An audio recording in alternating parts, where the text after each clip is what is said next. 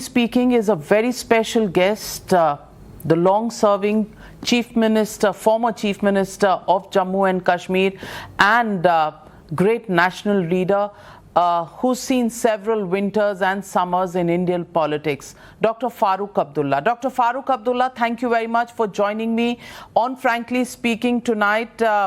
And how do I begin to say, Kashmir की वादियां आज आपसे क्या कह रही हैं? क्या कह रही हैं? मौसम बहुत खुशगवार है, सियासी उथल पुथल है और लोग इंतजार कर रहे हैं कि कब अब इलेक्शन का बिगुल बजेगा। इलेक्शन के बिगुल बजने तक कुछ ऐसे मुद्दे सामने आएंगे जो मुद्दे बहुत सालों से, दशकों से लोगों के दिल में नासूर की तरह चुभ रहे हैं। और कल ही जम्मू और कश्मीर हाई कोर्ट ने डिसाइड किया कि रीस्टार्ट होगा ट्रायल इनटू द नदी मर्ग मैसेकर ऑफ 2003, जिसमें 24 कश्मीरी हिंदूज को अपने घरों से घसीटा गया था और टेररिस्ट द्वारा मार दिया गया था। ये लश्कर तैयबा के टेररिस्ट हैं। मैं पूछना चाहती हूँ फारूक अब्दुल्ला साहब, क्या ये जो हाई कोर्ट का फैसला है, आप इससे खुश हैं? ये खुशी का सवाल नहीं है, इंसाफ का सवाल है। बेगुनाह मारे गए, बेगुनाह हिंदू भी मारे गए, मुसलमान भी मारे गए।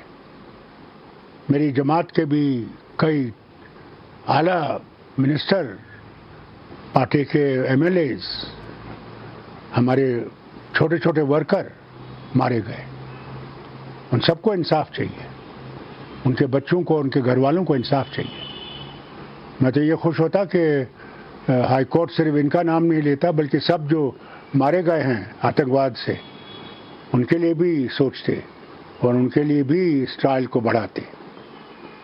तो आपका कहना है कि कश्मीरी हिंदूज की बात हुई, ये आपको नागवार है, सबकी बात होनी चाहिए थी? नहीं, नागवार नहीं है, आप गलत इस्तेमाल करते हैं। मैंने कभी नहीं कहा नागवार है, मैं तो खुश हूं कि यह है, मगर दूसरों को भी तो इंक्लूड कीजिए जो मारे गए हैं। आप क्यों एक ही तबके को लेके चल रहे हैं? क्या दूसरे वो कश्मीरी नहीं हैं? क्या वो हिंदुस्तानी नहीं हैं? वो हिंदुस्तानी हैं, पर कश्मीर में हैं।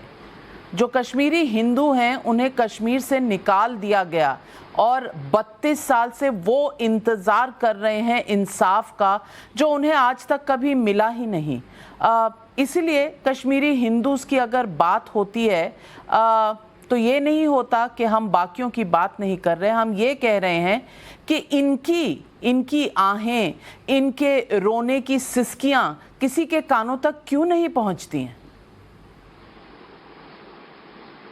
मैं नहीं जानता, या आप दिल्ली की हुकूमत से पूछिए। आपका कुछ लेना देना नहीं है। मैं पूछना इसलिए चाहती हूं क्योंकि जब भी कश्मीर की कोर्ट ने आप इसका फैसला किया है, आप क्यों बार बार इसको रिपीट कर रही हैं? कोर्ट ने फैसला कर दिया कि वो सुनना चाहते हैं, लेकिन कोर्ट अब उनका फैसला सुनिए, ट्रायल चलने दीजिए। कोर्ट का तो फैसला कई चीजों पर हम तो होना पहले से चाहिए। कहते हैं कि इन बेचारों को वापस लाइए, घर लाइए इनको। कौन कहता नहीं लाइए? हम तो हर वक्त ये कहते हैं। पर ये निकले तो आपके समय थे फारूक अब्दुल्ला साहब, आप रोक लेते। हुजूर, कौन निकालने वाला था? कभी ये सोचते हैं आप? क्या मैंने बंदूक उठाई? क्या हमने बंदूक उठाई? कौन थे जिनने ये किया? उन पे उंगली क्यों नहीं उठाते आप? तो जो पार से आए, जो बाहर एथनिक क्लींजिंग चाहते थे, पर जो बाहर से आए, जो एथनिक क्लेंसिंग चाहते थे, उनसे तो आप कहते हैं हमेशा के बातचीत करते रहिए। आप ये तो कभी नहीं कहते कि इन्होंने मारा है कश्मीरियों को, हिंदुओं को, मुसलमानों को। आपको मुसीबत ये है that your mind is one set mind.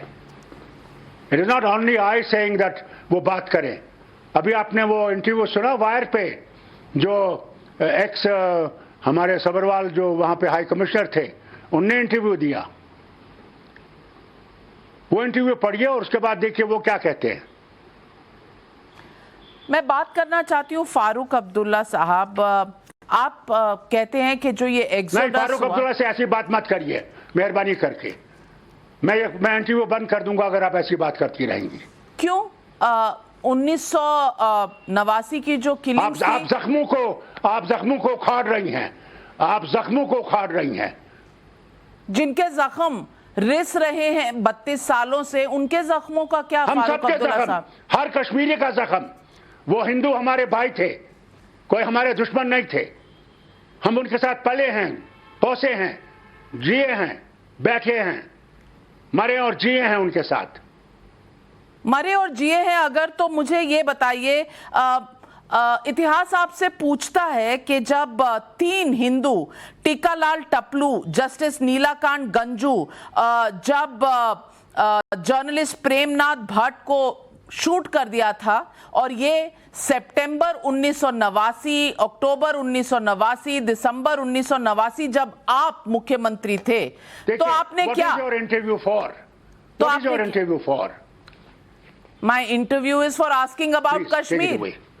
I'm not ready to give her interview.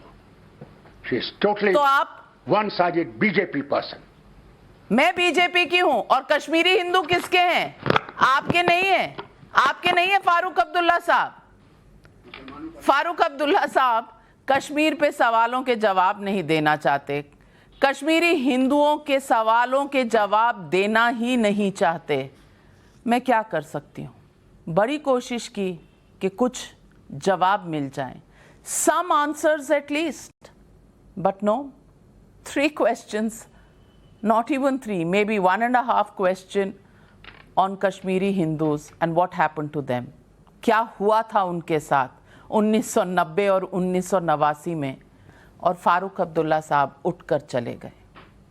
बस यही है फ्रैंकली स्पीकिंग कश्मीर के मुद्दे पर, कश्मीरी हिंदुओं के मुद्दे पर। Frankly speaking with Farooq Abdullah साहब कश्मीर पर। कहते हैं कश्मीरी हिंदू हमारे हैं, सब हमारे हैं, लेकिन उनके रोते हुए, सिसकते हुए आंसुओं को एक बार भी जवाब देने के लिए तैयार नहीं है फारूक अब्दुल्ला साहब। गुस्सा आता है उन्हें, उनका क्या, जो 32 सालों से इंसाफ ढूंढ रहे हैं, उनके आंसुओं का, उनके गुस्से का अंदाज़ा है किसी को?